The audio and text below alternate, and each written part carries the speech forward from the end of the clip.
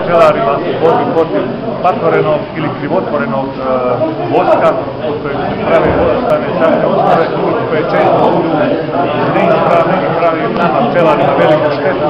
Tako da, evo, tragom takvog jednog problema na koji sam ja kao pčelar naišao prije 4 godine, rješavao sam taj problem i došao sam do jednog dobrog rješenja u inovacijskom smislu i trajna sadna osnova kao takva bit će danas prezentirana pčelarima Zenice i Zeninsko-Dobrskog kantona. Je li to isti problem za svaku? Ovaj problem je jedinstven ne samo u Bosni i Hercegovini, nego i zemljama okruženja, pa i u Evropskoj uniji. Hvala.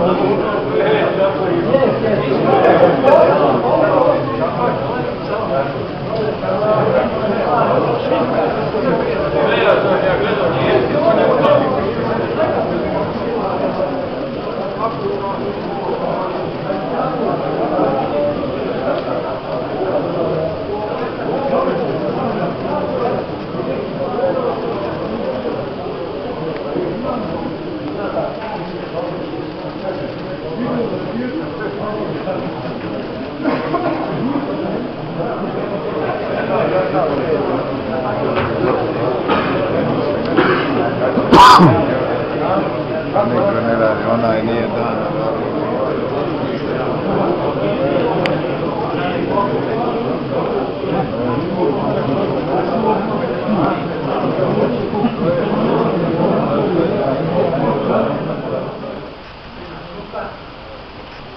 I nadamo se, prije svega da napomenem da je ovo prva prezentacija u Bosni, bila je u Hercegovini, bila je u Splitu, bila je u Zagrebu i bila je neke vani.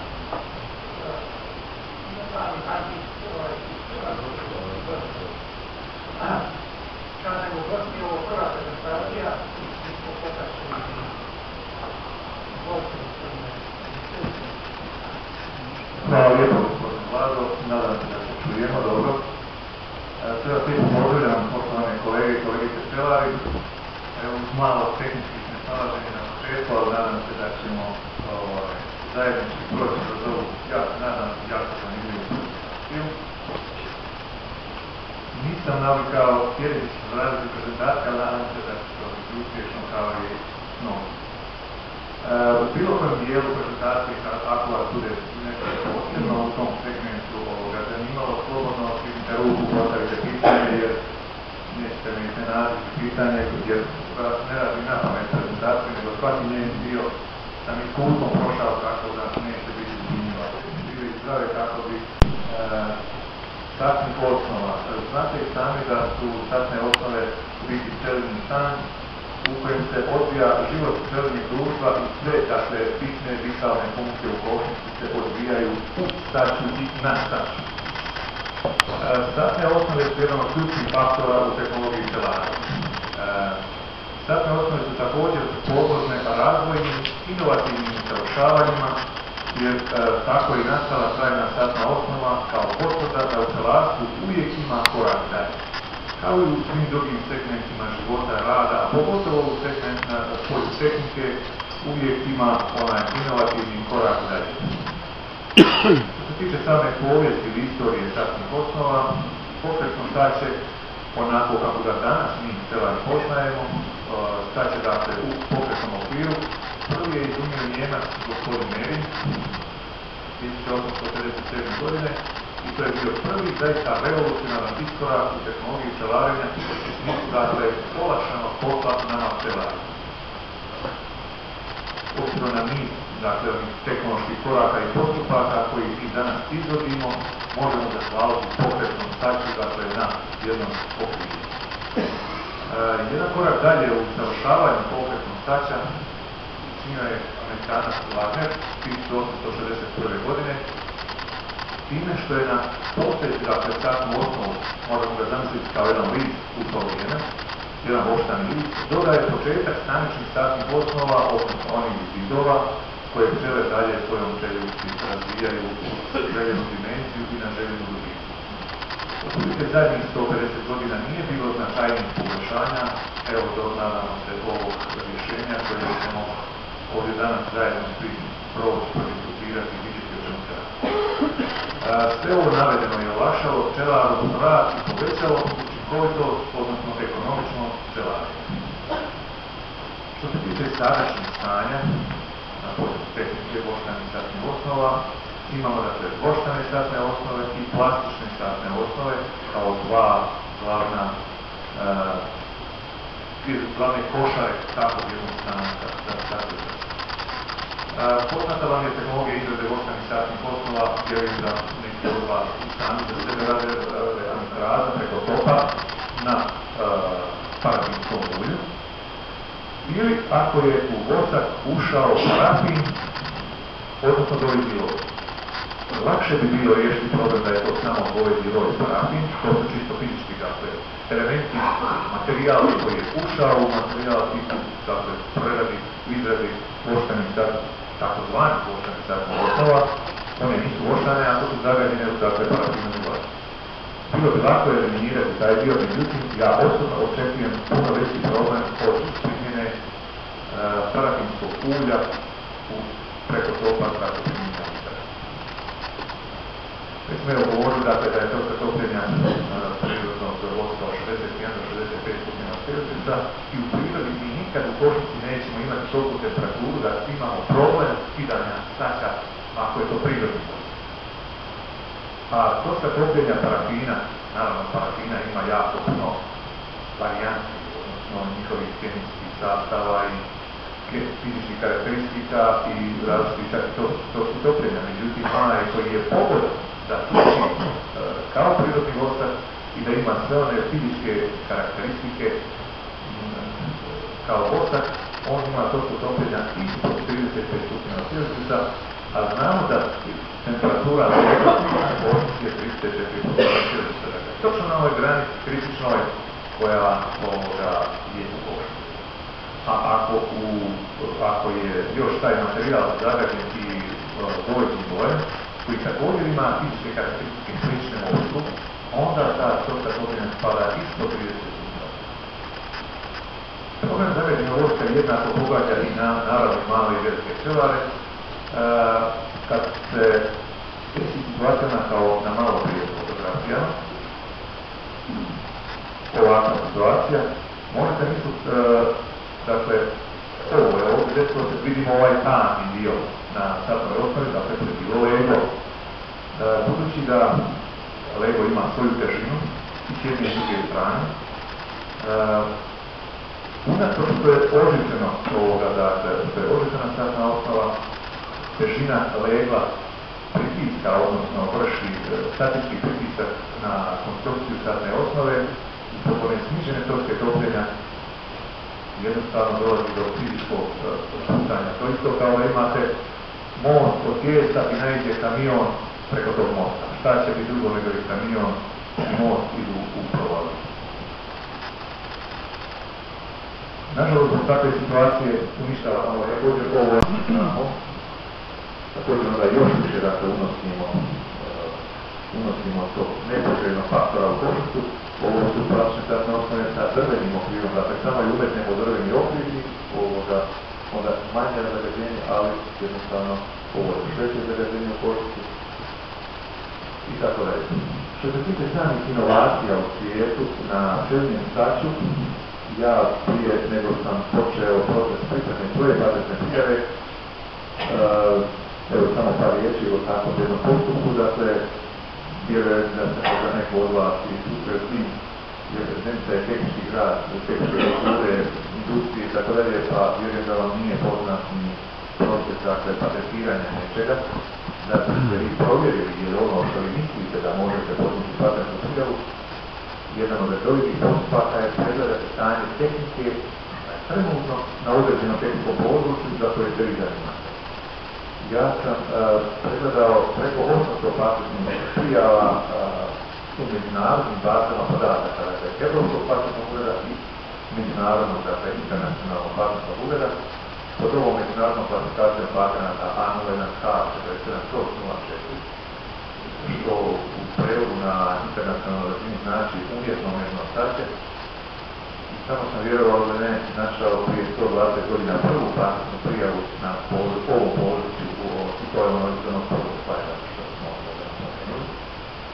Zanimljiva je također činjenica da od svih ovih 850 koji sam ja pročitao, studirao i gledao, je li u njima već sadržano ono kako sam ja zamislio da je trebalo i moglo funkcionirati, jer je na drugi način izrazi su palata prilično, koristiti svoje tehničko znanje iskustvo, i napravio sam od svih 186 mm jedan tehnični alat.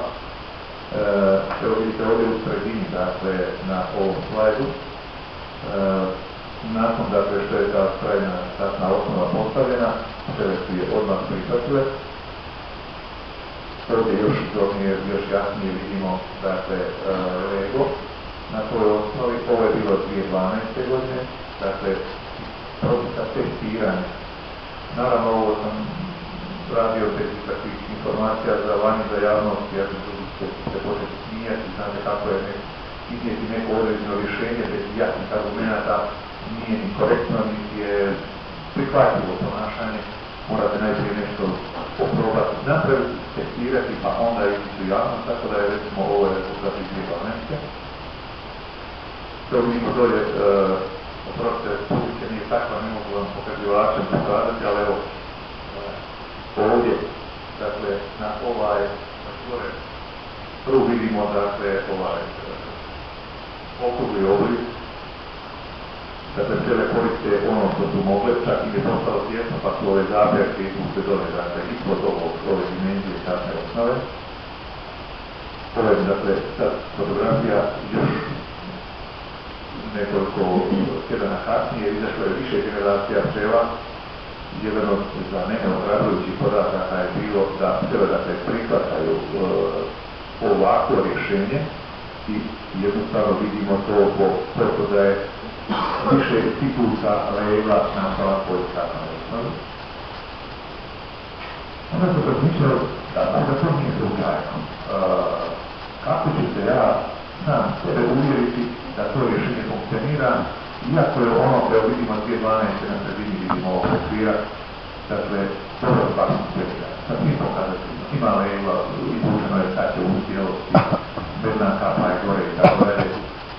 Ali, ili to možda sam ja slučajno u toj sezoni, ako je došao do pozitivnog rezultata.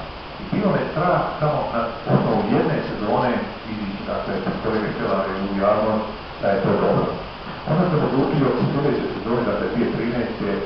ići malo korak dalje, pa sam se potrudio, napravio sam također testni alat pomoć određenih prijatelja za polovinu tere okvira i postavio sam ga u, kako bih rekao, navodnu dušu.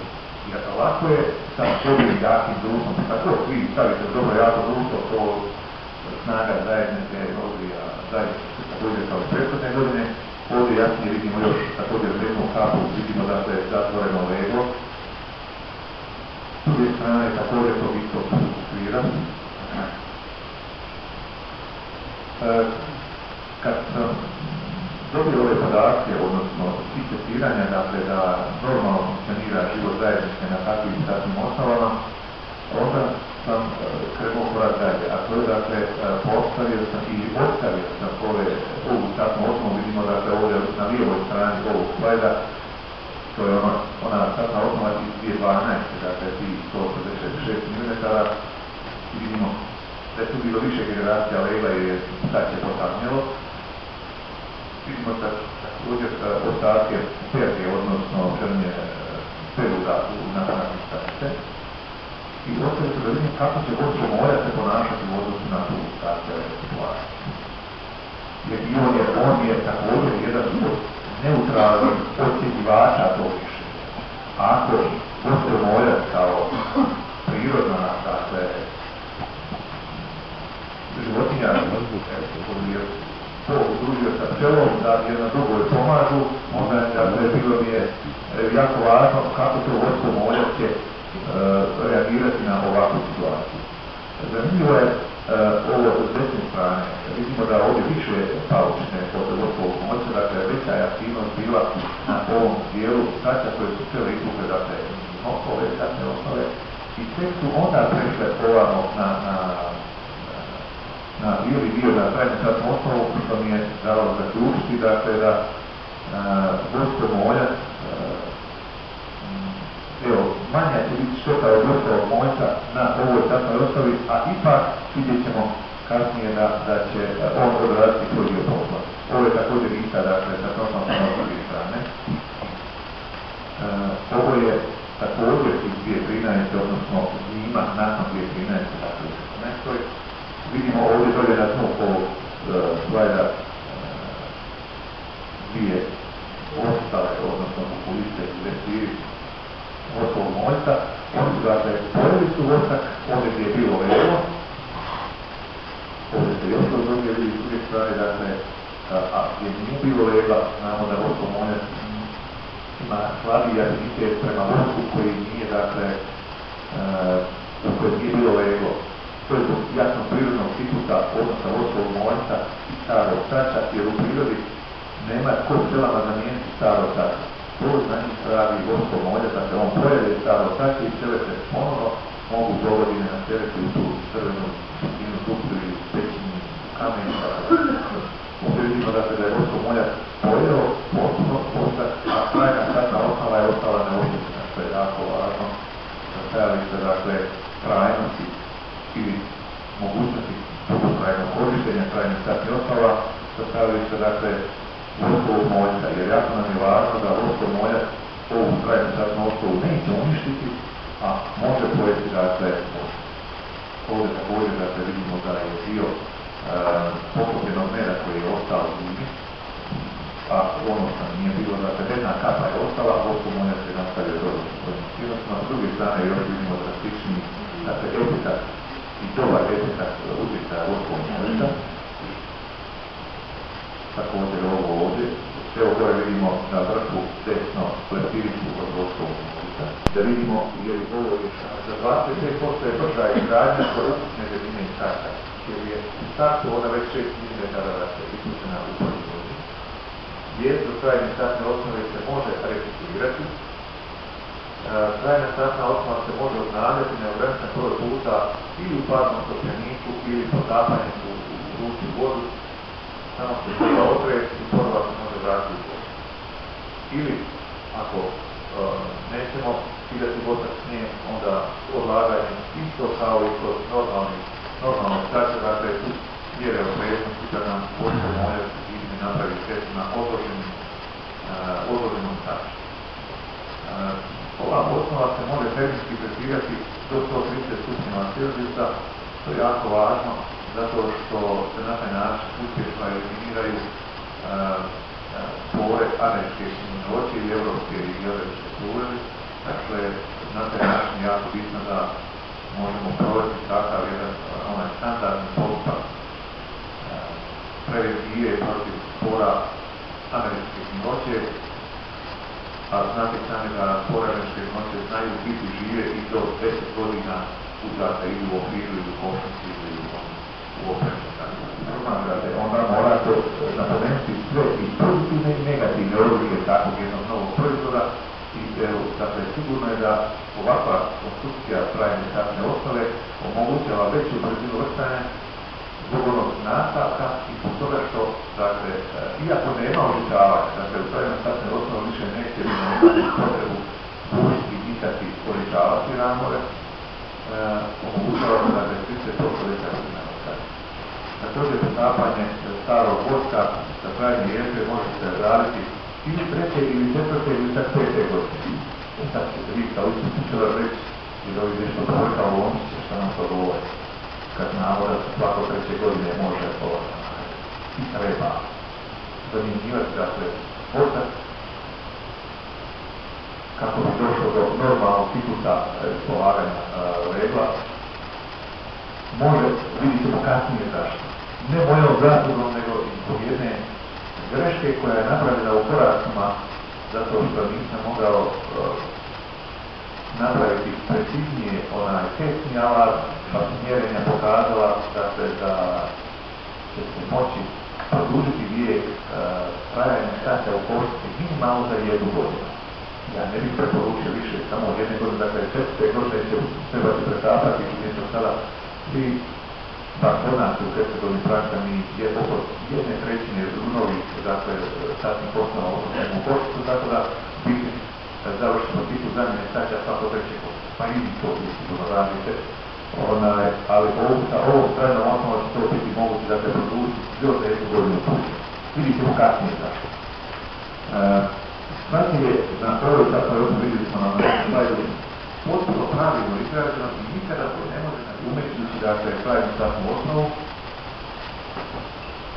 a da nam to dodatno ništa ne košta. Dakle, znamo iskustva da u proljeće, tamo u 5. mjesecu, nam biti 7 dana, 10 dana pola kiše i tako dalje, i sad smo u vrlo nepovoljnoj poziciji mi kao pčelari, jer dolazi do vrlo velikog rizika razvoja rojbenog naroda, dakle da se stvori rojbena situacija u košnici.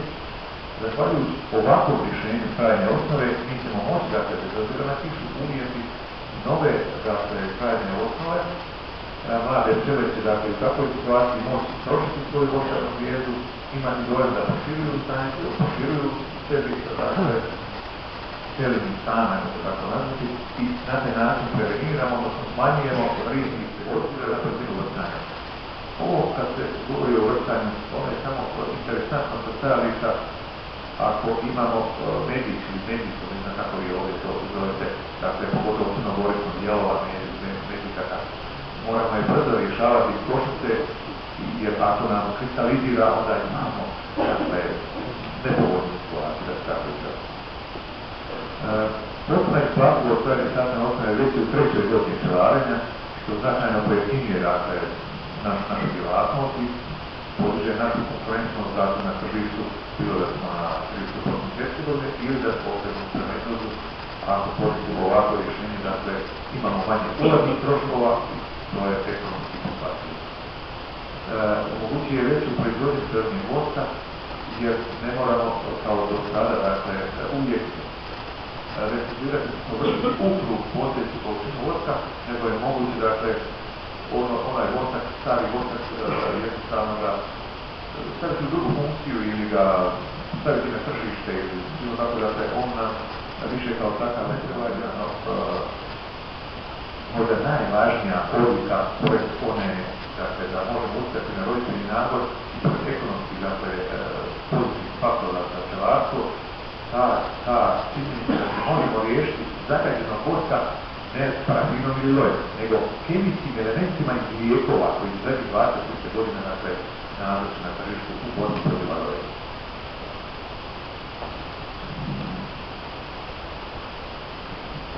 Da ne ulazimo još dublje u procenu ovoga.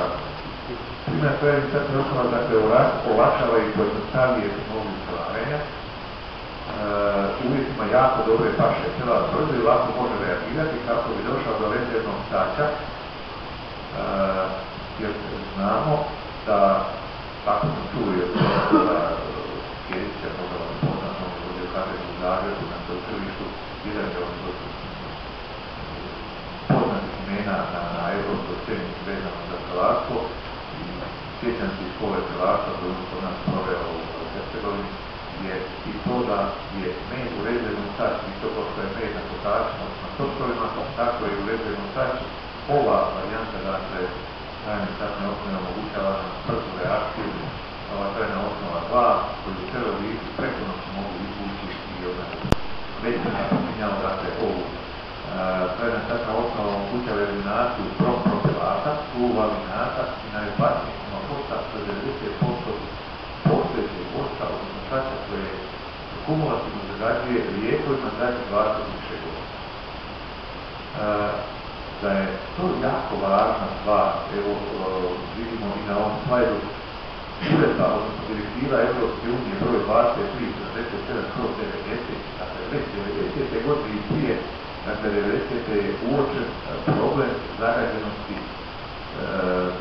sektora voća u pčelarstvu i jednostavno te substance preko meda dolaze u prehrambeni lanac čovjeka i postaje dolazimo do kritične situacije kada bi po ovim odredbama ove direktive Evropske unije bili u poziciji da se ne mogu plasirati med kao prehrambena namirnica više na tržište, jer do te mjere je zagađenost, dakle, evropskog voća ovim, dakle, ostacima, elementima iz lijekova nakon primjene.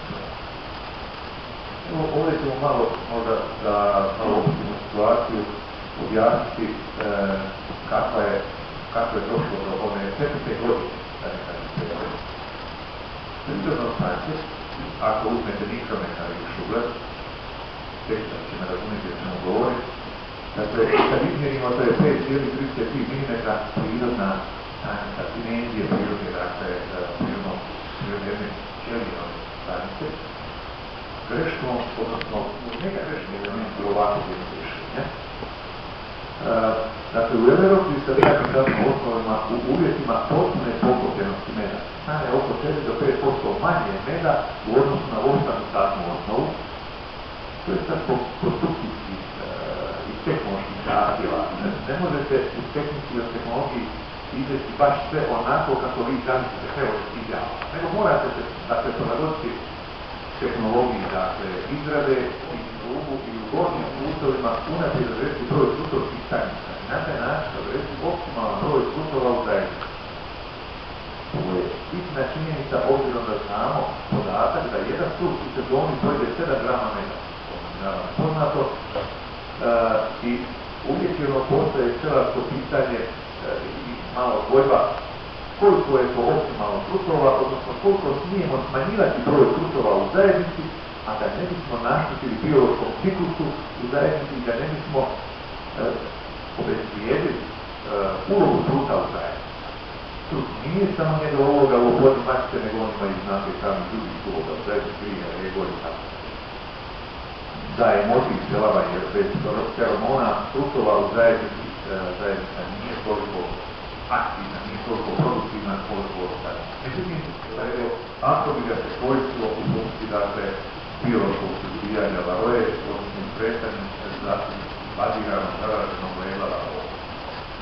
Također, neispitani potencijal trajne statne osnove kao temeljna varijanta ima velik potencijal za upravljanje roditeljnim nadzorom. Može se višekratno i jednostavno, dakle, bez posljednje troškova koristiti, unositi u košnicu i iznositi, a prije nego mačica zaleže, to je jako važno. Dakle, mlade pčele su potrošile osnovnu zvijezdu, gradile su i tako dalje, nisu ušle u dvojbenu situaciju. Možda ovo je jedna, možda nama pčelarima u budućnosti najzanimljivija i najbolja, najvažnija prednost uz onu mogućnost eliminacije kuma proteina. Kako je moguće da ta teoretska postavka upravljati sa roditeljnim nagonom? To vidimo iz ove sljedeće, dakle, šeme.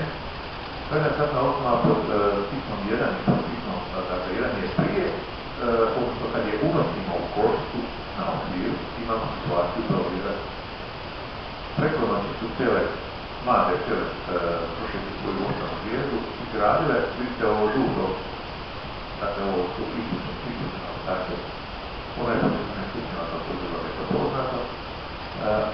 Mi, dakle, kad smo dali to pčelama, one su gradile, prošle tu osnovnu zvijezdu, smanjili smo rizik roditeljnog nagona i ponovno izvadili smo, stavili smo u parni topionik ili u uvrelu vodu, jer lakše nam je uvrelu vodu u ovoj situaciji. Međutim, parni topionik je pogodniji ako se radi samo, znači dobro poznato, i jednostavno imamo ponovo da se situaciju slika u jedan bez ekonomskih dodatnih ulaganja i ponovo možemo vratiti. Također, jedna od nepoznanica je kako se trajna statna osnova pokazati u uvjetima zazemljavanja u kontinentalnim, planinskim, niskim, vremenskim uvjetima. Da li će koliko prošli više ili manje energije, ostaje to da vidjeti. Teoretska pretpostavka je da neće doći do bitnih promjena glede trošenja hrane i energije u zimskim uvjetima. Što se tiče potencijala, dakle, za suvremeno pčelarenje, ono će doprinijeti olakšati pčelarima borbu protiv očitih dramatičnih promjena u klimatskim uvjetima. Također, dakle, nadam se da ćemo to svi u svojoj praksi moći iskoristiti. Već smo govorili o ovom vrstanju, dakle, pogotovo od crnogodišnje medijske i tako da je to također jedno olakšanje. Moguće vrstanje medijske, dakle, potrebne veće centralne sile uz dodatak od 2 nastavka, tako da je u te strane očekujemo jedno olakšanje vezano za vrstanje ove situacije. Što se tiče, dakle, ljudskog pitanja, to je